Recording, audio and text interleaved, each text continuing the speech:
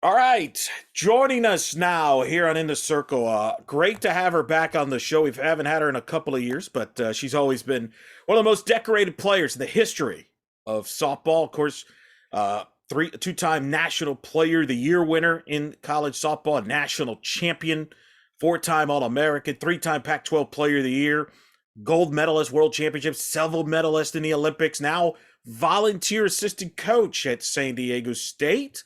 I speak of Rachel Garcia back with us here on In the Circle. How you doing? Pretty good. Just enjoying life right now and what it has to offer. Well, let's talk about that most recent title you just added there. You were recently, you're now part of the San Diego staff, volunteer assistant. As we record this, you're getting ready to head out to Mary Nutter this weekend, obviously, and play. Just talk about what's it been like being a coach as opposed to a player this time of year. I'd say it's definitely different. Just being able to be in the game and help your team out when needed versus now that you're coaching, it's definitely a different pace of game, which is it could be it sometimes it's challenging, but sometimes it's really fun, and the challenging parts are what make it fun. Take me how this kind of all came about. Like, you've done playing at UCLA, great, and obviously we'll talk about obviously your future playing status and things like that. But how did coaching come to play, and how did San Diego State come to the picture? Yeah, so randomly just popped up into my head last year during season of kind of seeing what coaching would be like it, and I never really thought about it actually until I just started thinking about it and thinking about how different it would be and a different feeling, a different side of the game, and just kind of learning as I'm going. And I think it's just a great learning opportunity to, I think, just grow the game as well. But yeah, how San Diego popped up into my mind was one, obviously family. Two, when I heard Nuvi became head coach, I was like, this is a great learning opportunity for me as well. And I think she would just be a great mentor for the game, and especially with her other coaches, Mia and Vic alongside, just to have them as well. I think it's just a great learning experience for me. Obviously, you've known Stacy Newman from your UCLA connections. I know the alumni is always tight and close. That what's it been like working for Coach Newman there and kind of adjusting to that? It's been fun. I mean, we're working with pitchers, so I think that's what's making it fun is to get a catcher's perspective and a pitcher's perspective on the game. So it's fun working with her on that side of it. It's a great point because when I spoke to her before the season, she talked about taking over the pitching, but now she brought you in to help out in that. What's it been like working with the pitchers that you've got there in San Diego State? You're off to a pretty good start. What's it been like? Yeah, I mean, it every pitcher here is different, and you can go from rise balls to drop balls. So it's obviously drop balls not my strongest pitch, but it's definitely like teaching me a lot about what I need to be doing different with my drop balls. So I mean, it's been fun to just work with all of them, and they ask such great questions that it gets me thinking a little bit too. So we have a great staff. Yeah, I've been. I mean, like I said, off to a pretty good start. I mean, Maggie Ballin on the staff, Dee Dee Hernandez, Allie Light, Danny Martinez. What's it been like working with each individual? Because that's unique. You're working with each different. You mentioned they're different in a lot of ways, so you kind of adapt to them. What's it been like, kind of talking to them and kind of brainstorming ideas? And I'm sure they're picking your brain. Yeah, I mean, we'll sit down in the dugouts and we'll just kind of talk about how they're feeling, or like what pitch is working, what isn't, whether it's coming up with pitch sequences, just kind of getting a feel of how each individual likes to work and think. And then in their bullpens, I mean, I'll get a chance to get one on one with each one of them throughout their bullpens, and uh, just trying to accomplish a minor goal for the day of what they want to get better. And like you said, each one is different, and we have someone who like Maggie, who's very like direct and to the point. I mean, me and her, I feel like are very similar in that way. Dee Dee is just very, she like brings a light to the team, which is very like happy and like gets the team in a good mood, and that's her personality. And Danny Martinez, she's the same. She's very to the point, direct. And then Allie, same thing. She's happy. She always wants to be there. She always wants to keep putting in the work. So just working with them individually is definitely it's very fun. That's for sure. What's the most popular question either one of the pitchers or just a player in general has asked you since you've been there? Um, that's a good question. I think more so of pitching workouts that I would do when I was at UCLA versus how they do it here. I think is a big one. Oh, that's pretty good. Now you mentioned Victoria Haywood, obviously was part of Team Canada, also an Olympian. What's it been like getting to know her? Because you competed against her. Now you're both on the same side. Yeah, she's definitely she's very smart. Brings a lot to the team, especially when it comes to the hitting part of it. She's very knowledgeable and helps the team out and has a game plan each day at practice of what she wants to get accomplished with the team.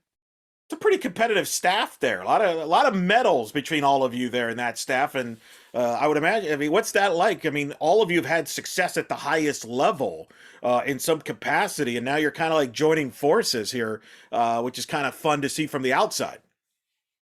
Yeah, I think what's really cool about it is that we all rely on each other as coaches, and we like if we're not knowing something, someone else is thinking something. So it's cool to just bounce ideas off of each other, and yeah, it's a lot of knowledge coming in every direction here. How much of you played for Lisa Fernandez and Kelly I? How much of that has influenced you in your coaching style? Have you noticed that early on? Do you're like, oh, wait a minute, that's what Coach meant to me? Like, what did you take from being around them that you've maybe applied to your own style? I would say just being the best version of me is the best that I can do and bring to SDSU. I feel like if I'm not doing that, I'm not doing my job. Oh, that's pretty good. What is I know Coach Newman, they want to have a high standards over there. And you play a tough non-conference schedule to get you ready for conference. What's it been like getting to know these players and kind of delivering that message, helping Coach Newman deliver that message? Because all of you know that standard, and they want to win the Mountain West, get back to the NCAA's, and they're testing themselves out. Mary Nutter, this tough schedule there to play, but you've also played a pretty early, strong schedule as well, playing Stanford, among others teams. What's that been like as far as delivering the message to the players? Yeah, I mean, ultimately, like you got to want to do it for yourself. That's the huge part. I mean, the only thing we can do is just get you all the information that we know and help guide you in the right direction. But ultimately, as a team, like we all got to be wanting to buy in together as a team, and I think that's what's making this team successful so far. Is yeah, we have a tough schedule, and I just think that the team buy-in and the atmosphere is what's making us successful.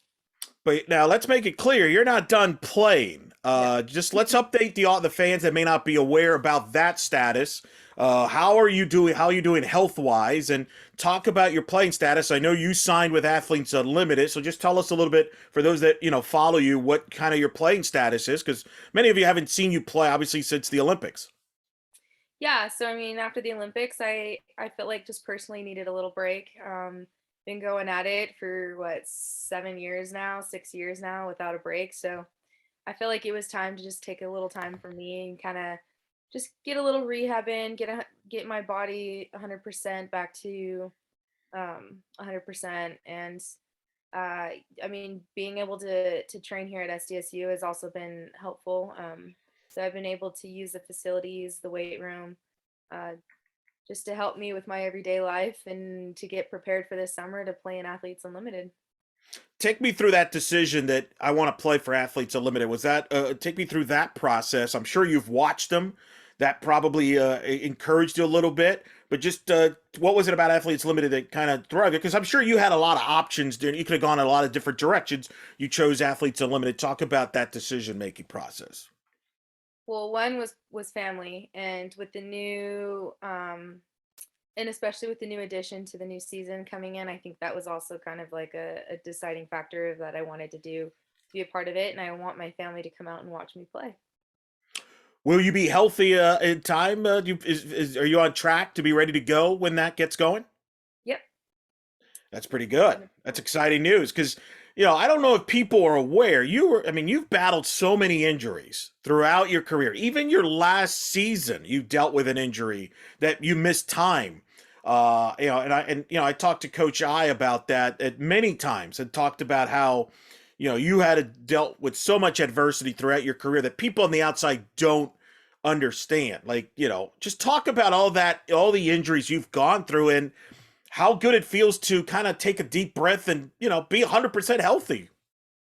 Yeah, I mean, injuries are no joke, but kind of just going back to the 2015 year when I tore my ACL and meniscus, and then along the years had a couple cleanouts in my knee with meniscus. But I just think ultimately, like, your body best, and for me, that was knowing that my leg wasn't 100%, and I needed to get back into the training room and make sure that I was doing what I needed to make sure that my leg would be healthy, and to a point where I can continue playing um, for the long run. So I think just it was the for me the best decision to just sit back and relax and get healthy again, not just like physically but also mentally. What was the last time, here we are in late February, what was the last time you were in a February you weren't playing? Like, is it strange though? I mean, I know you're obviously on the coaches, but is it a little strange? Like, it had to be weird that first weekend where you're like, I'm used to playing somewhere right now. Yeah, I would say it was definitely weird not putting on a uniform, and then sitting in the dugout and being on the other side of it. But uh, I just find it more intriguing to be on this side of the lines and watching the game more than being in the game. What's it going to be like for you step on the field at Mary Nutter here, a place you've played a lot of games at? I think it's going to be exciting. I mean, especially since the last time I stepped in on the field at Mary Nutter was in 2020. Yeah. Yeah, so it's going to be exciting to be back and just to see all the teams back there playing again. Have you had a chance to reflect on the Olympic experience? Yes, I have. What do you think It about when was you think about it? definitely like a once in a lifetime feeling, and knowing being unsure when softball's going to be back in again. I'm just super honored and blessed to be able to represent my country on the biggest stage. Do you think about 2028 in Los Angeles at all as a possibility for you and the sport, or is that something you don't even think about? I feel like for me right now, it's focusing on the present, uh, and just focusing on me. I mean, I just want to make sure that I'm going in the right direction that I need to be going. You also have you got a new website. Tell us about your new website. Yes, it's therachelgarcia.com. Just launched it this year, and I have all my clinics that'll be coming up, all my merchandise, and any information you want to take a look at. It'll all be there. So we have some pretty new, exciting things, hopefully, potentially soon being launched in our merchandise. Take me through that decision there, because you've told me you want to stay involved in the game and help the young people. Just talk about that and you giving back to the game. Yeah, I mean, I grew up in the little small area of Antelope Valley, Palmdale, and Lancaster area, and I think what ultimately made it super important for me, like now, is looking back when I was younger and the PFX tour happened in good old Palmdale. Just looking back on that, it definitely brings me back to like this is what I need to do for this town and this city, and it's what's right. And this Palmdale has done so much for me this past year, and it's just good to give back.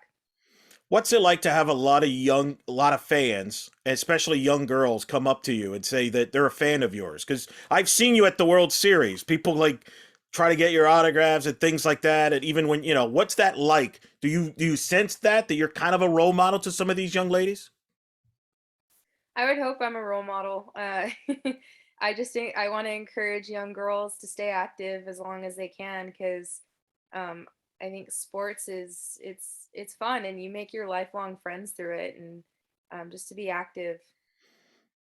How did you get into softball? What got you inspired to play softball? My cousins Rochelle, Shauna, and Kristen got me or inspired me to pick up the ball and play. I grew up on the fields. I watched my parents play slow pitch. I watched my cousins play softball. Um, Yeah, I mean, it just I grew up around the fields, and it's just what was fitting for me to pick up a ball and start playing. Do you remember the day you decided you were going to UCLA? I do. Take me through Well, that I mean, day. initially, like when I was like, I want to play at this, I want to play here, I want to play at UCLA, and yeah, I was probably 9 or 10 years old, and it was my very first collegiate softball game. I was with my pitching instructor, Heather Myers. Went to she went to UW, and she invited us to go out to the games, and we sat in I like right next to the booth, and it was right in the corner, and I just specifically remember where we sat, and just enjoying watching, playing, and knowing that was where I wanted to be when I was older. Did you have a favorite player growing up? Lisa Fernandez. Oh, that's.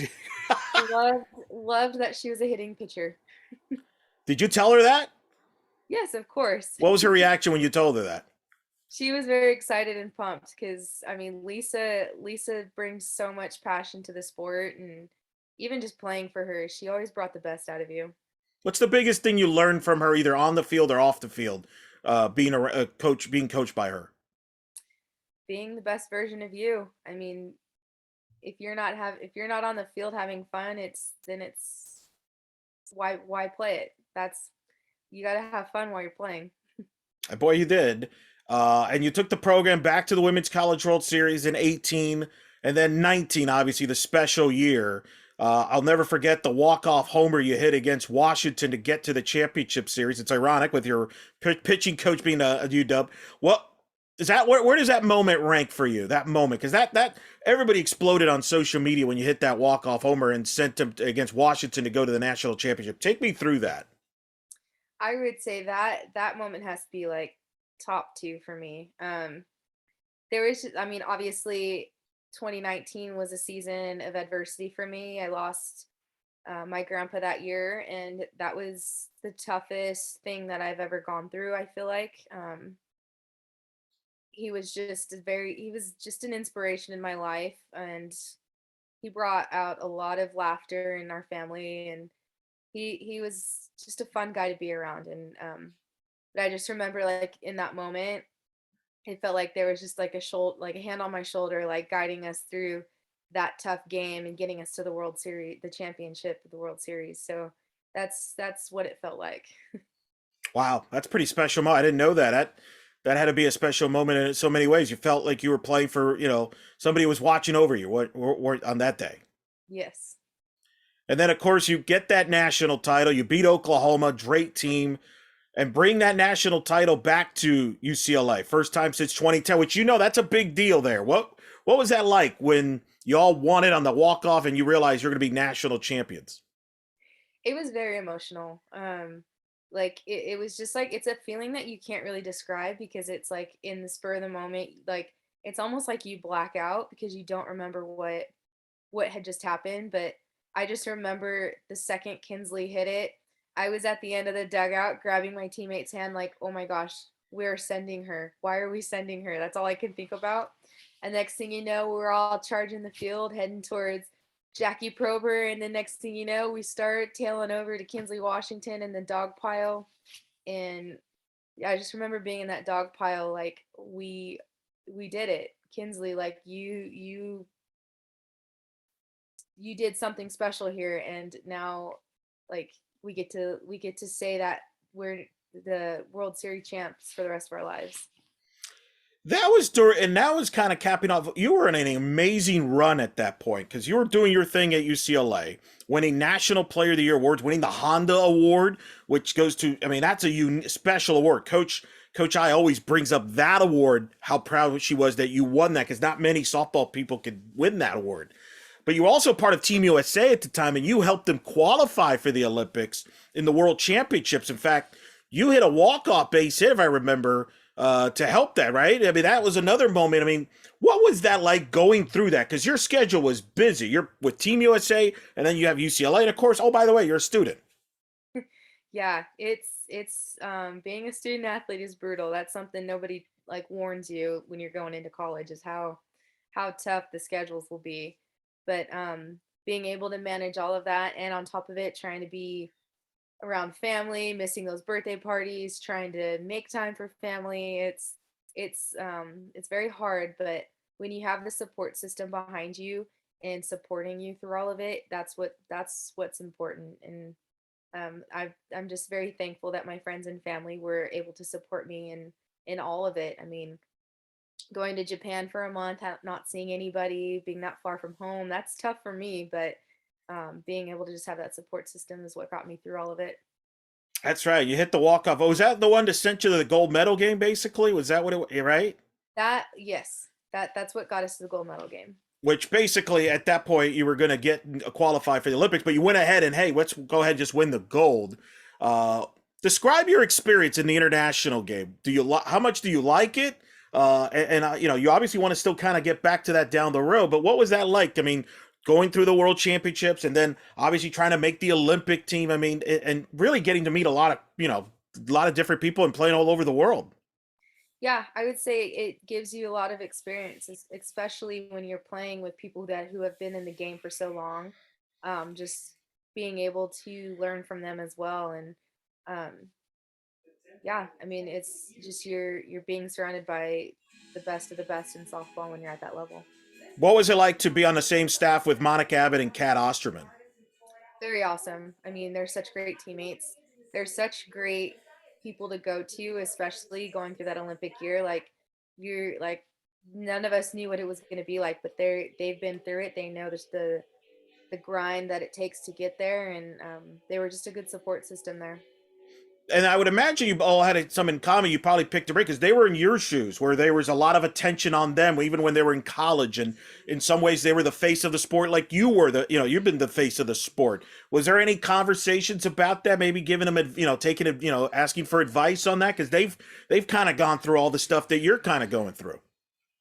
Yeah, I mean, I wasn't really too big on conversations like that, but just was very thankful that I could go up to them in times of need if situations like that were happening. But I mean, ultimately, like they were just a good support system and to help balance that kind of stuff. How did you stay gracious throughout all of it? Because there was a lot of stuff thrown your way. Like I remember when you came on our show, you were literally getting ready to go to the ESPYS that year. I think it was 2019, I want to say. And I remember the SID's like, oh, by the way, you could get her on before the ESPYS. Like, are you sure? I don't want her to get mad at me, but you were great. You handled it like, hey, no big deal. I got time. How were you able to handle all that? Because you had a lot of there not a lot of responsibility, but there was a lot of stuff thrown your way because of the success you had on the field, and you transcended softball in some ways. A lot of people look up to you, as I've mentioned earlier. How were you able to stay above all that and not let all that get to you? Uh, I think I just kind of let it happen. I don't like to make things bigger than what it is. I like to be very simple. I'm a very simple person. That's pretty good. How was it like in the ESPYS? Did you have fun? I did, yes. That was my second time going, but this time actually like being a part of the whole thing. My very first time was with when I was in the Gatorade Player of the Year group. Ooh. Yeah. So I got to be on like the little side red carpet. This time I got to be in the whole thing, which was very, very cool being surrounded by such great athletes. Did you get to meet somebody you wanted to meet in the ESPYS? Who were some of the people you got to meet that you were probably looking forward to? Uh Oh, don't I tell me guess you stayed away from people. Did you shy I away from them? I did. I Oh, honestly I get so nervous when I'm in those situations. Like I just kind of I like to just kind of sit back and watch. So I was just walking back and forth and getting a feel for everything and just watching it all happen. I like to take it in. I feel like Bubba's the one that would have met people, right? Like Bubba Oh Nichols would yeah. have. Yeah. Okay. Because you two always. Bubba's the polar opposite. Yeah. She's more outgoing than I am. Of course, you two are always going to be twined throughout your careers with UCLA and even internationally. Talk about that bond you had with her, and obviously the rest of the senior group. But you two were always a special bond there because you were on Team USA and you were with UCLA. There, shared a lot of moments together. What was that bond like with her? Yeah, she's just a very great person to have in your corner. She's very uplifting. She's very confident. She brings out the best in people. She's just a great teammate, and she has your back in times that you need it, and on and off the field. I mean, she was always my go-to. I mean, my our senior year, we were literally neighbors. Like I would, even when we had to do our 9-day quarantine, like our balconies were connecting, so we would go outside and be like, hey, do you have sugar, or hey, do you have paper plates, or like we could just, that's how we would communicate when we had to go through our little 9-day quarantine, or just in general when we would ask, like we would just knock on the wall, our connecting wall, and be like, hey, can you come outside so I can talk to you, I'm feeling a little lonely. So our connection was really really tight our last year, especially during our last year. I imagine you all went through a lot on and off the field. You mentioned obviously 2020, everybody knows what happened there with COVID, which pushed back the Olympics a year. Did you question, did you wonder at that point, man, I may not get to go to the Olympics? What was your mindset like there? And then obviously there's the aspect of, am I going to come back to play at UCLA? Was that ever in question? I was very optimistic through COVID. I mean, I took it as an opportunity to get 1% better, not just for softball, but for everybody that was going to the Olympics. I mean, I took it as a time to get myself physically and mentally better in a position to go out there and compete. And I mean, yeah, I not once did I question what was going to happen. I didn't want to think that way. Um, but I think what made it cool was during the entire through the entire time through COVID, our team would have little TED Talks, and each person would get to go through. I think it was on Tuesdays, but yeah, we would just on Tuesdays meet as a USA team, and just to catch up and keep everybody sane, especially in quarantine. Take me through that last year with UCLA. You and both Bubba got hurt that year. You went through a lot of adversity, but he overcame that.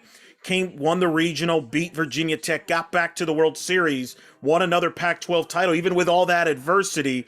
And I know it was emotional when it ended against Oklahoma. I remember talking to you and Bubba. You obviously was tearful. But I would imagine now that you've reflected on it, I mean, you have to be proud of how it ended, considering all the things that went wrong that and could have derailed that season. Yeah, I mean, senior year was a brutal start, especially first game in, pulling my hamstring, Bubba breaking her wrist at practice. I mean, everything could have gone in the wrong directions, but I think that because of how close me and Bubba got, I think that like we got each other through in those situations, and I think just overall as a team, like everyone has those moments throughout a season, and I think it's just really cool that how UCLA, that they really do keep the bubble tight, and they just were always there when we needed it, and even our alumni, they're very supportive in us, and yeah, a season could our mine and Bubba's senior year could have gone in a different direction, but I wouldn't change anything how it happened.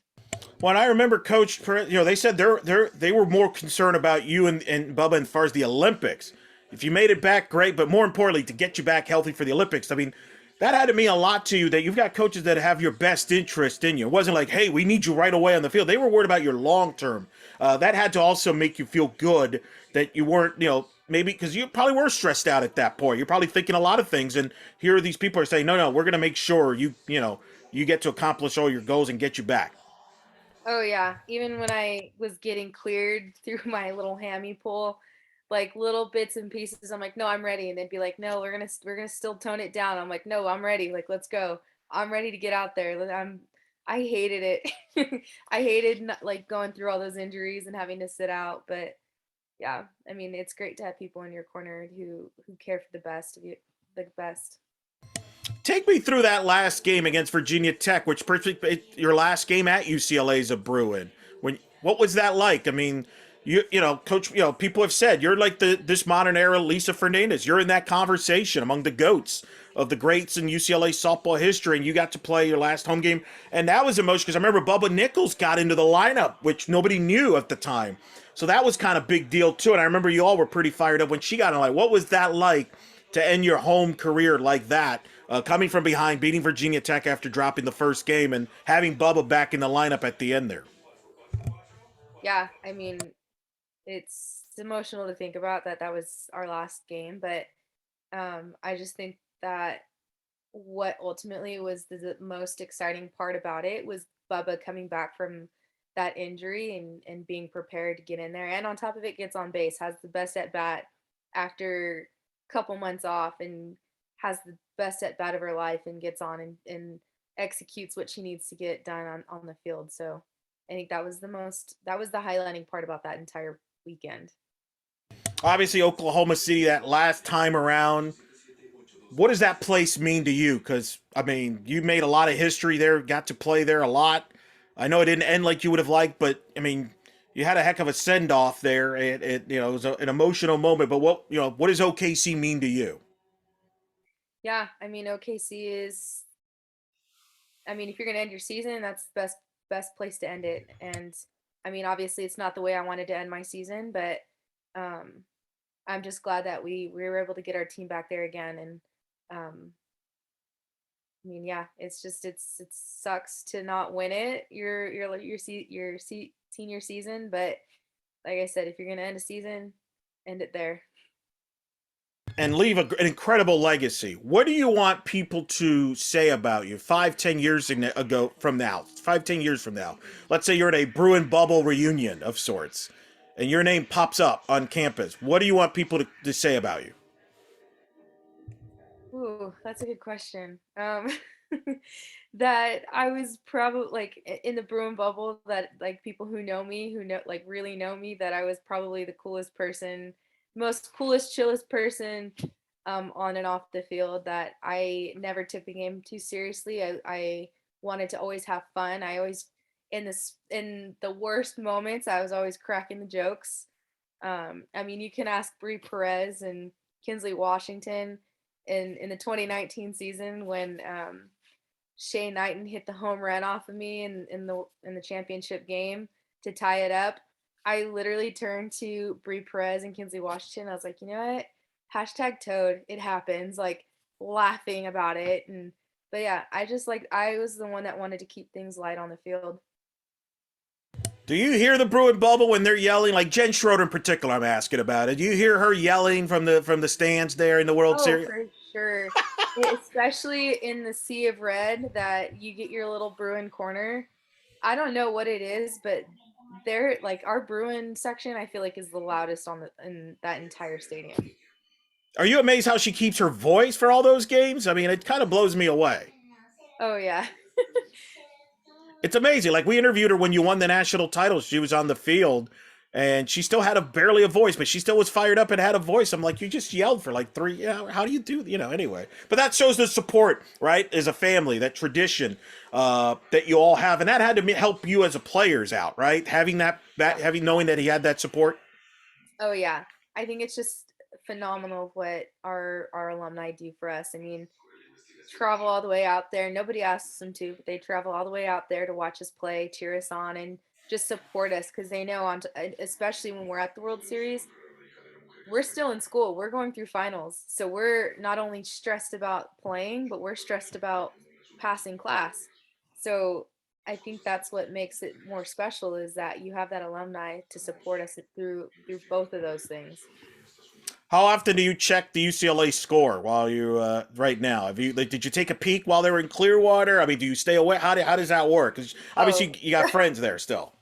yeah. So what's funny is that I actually, with our old managers, we have a group chat going, and we're always sending updates, is because two of us are coaching right now. So we have we have a few in there that are constantly sending us updates of what we missed but yeah, I mean, if I'm not on the field, I definitely will have their games on or following the little score box. So yeah. Oh wow, I can imagine that's going to be so unique, following them from a little bit of a distance there, but it's tremendous.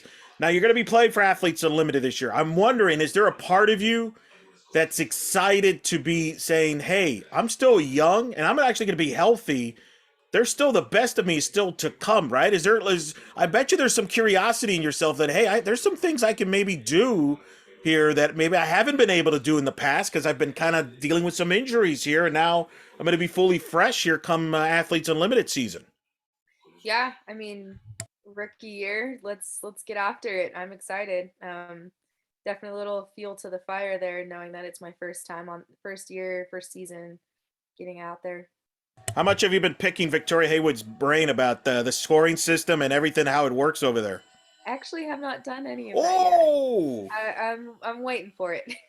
I like it. You're keeping it under the underground. You don't want to give, you don't want to give away your strength, because you're gonna be competing against each other from time to time during athletes Unlimited. I get it. It's a gamesmanship. Good move. I got you.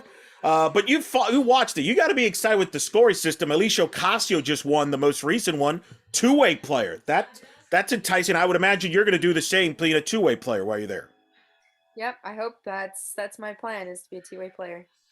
Let's talk about again how you're going to help the young people and you want them to reach out to you at your website. What is the biggest advice you would give a young person that's young kid that's getting into softball or whatever? What's the big advice you want to give out to people as you kind of go through clinics, maybe do lessons, whatever you just you do with them moving forward? What's the big message?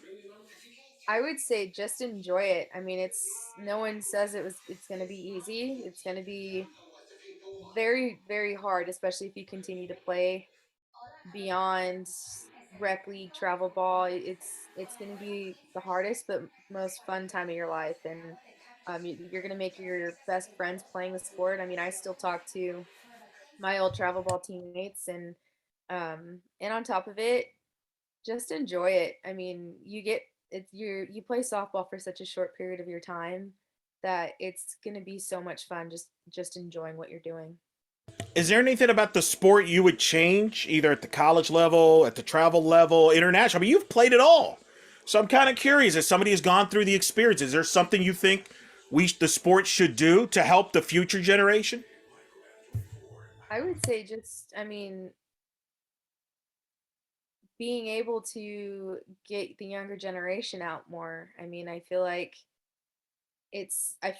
for softball, I mean, it's big in college. Everybody wants to watch college ball, but I feel like when you get to the pro leagues, I mean, I haven't seen too much, but I really hope, I mean, with the way Athletes Unlimited is going and the direction that it's going is to get softball out there more other than just college.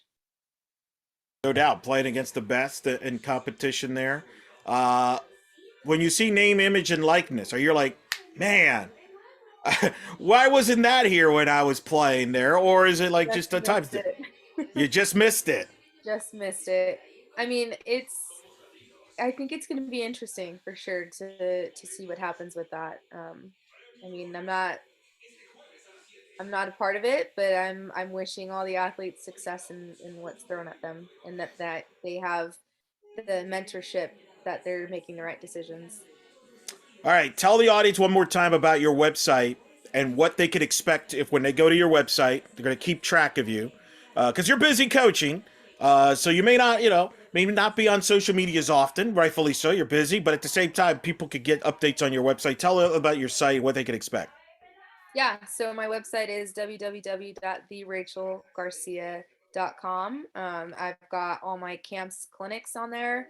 I got merchandise. You can actually get a hold of me through the website. If you just scroll all the way down to the bottom, it'll have some emails there that you can send. But yeah, I mean, if you just keep checking on the website, and it information will be posted. What kind of merchandise can we expect, or is that like top secret? Now, I mean, you got me intrigued on the merchandise part here. So we have hats, t-shirts right now.